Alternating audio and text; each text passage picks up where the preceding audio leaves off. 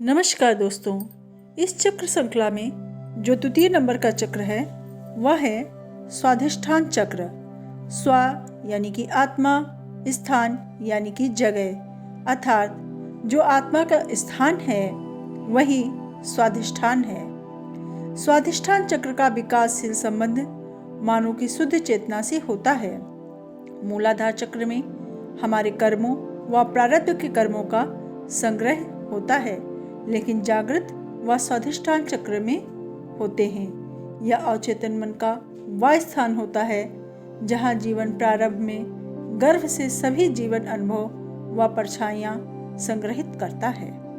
यह चक्र सक्रम यानी कि पेड़ों के पिछले भाग की पसली के निचले छोर में स्थित है, अर्थात जनेंद्रियों के पीछे रीढ़ की हड्डी में यह स्थित होता है।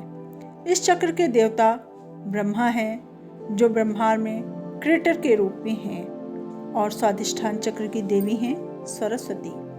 प्रजनन तंत्र की क्रियाएं इसी चक्र से संबंधित होती हैं। स्वाधिष्ठान चक्र के सांकेतिक कमल चित्र में 6 पंखुड़ियां हैं जो 6 नकारात्मक चीजों को दर्शाती हैं। वो हैं क्रोध, घृणा, वैमनस्य, क्रूरता, अभिलाषा और गर्व।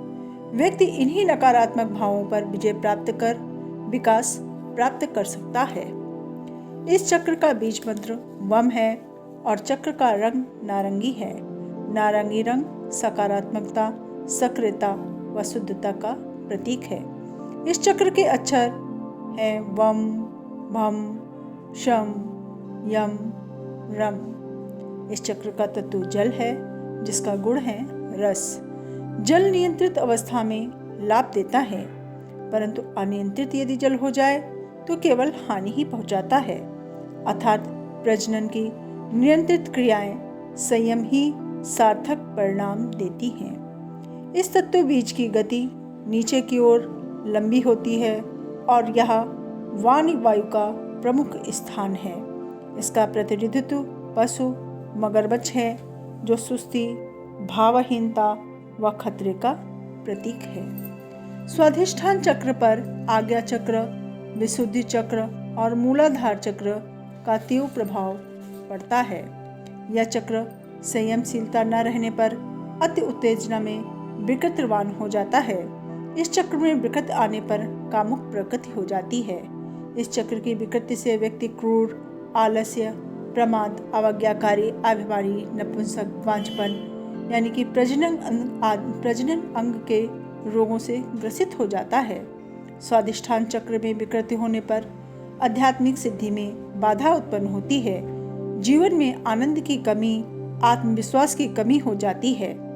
इस चक्र के जागृत होने पर क्रिया शक्ति की प्राप्ति होती है और व्यक्ति दयालु, क्रियावान, आज्ञाकारी, स्वाभिमानी, संयमशील, सृजनशील आदि गुणों से भर जाता है।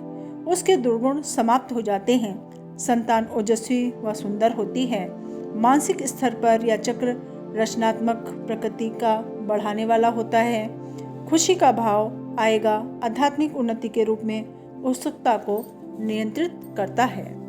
तड़ासन, वीरभद्रासन, सिद्धबंधासन आदि यौगिक आसनों द्वारा यह चक्र जागृत होता है।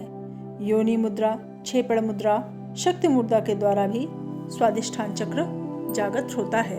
इस प्रकार दोस्तों, हम अपने स्वाधिष्ठान चक्र को जागृत कर इन यौगिक क्रियाओं को अपनाकर नियम संयम पूर्वक रहकर ब्रह्मचर्य का पालन करके अपने जीवन को उन्नत बना सकते हैं। धन्यवाद।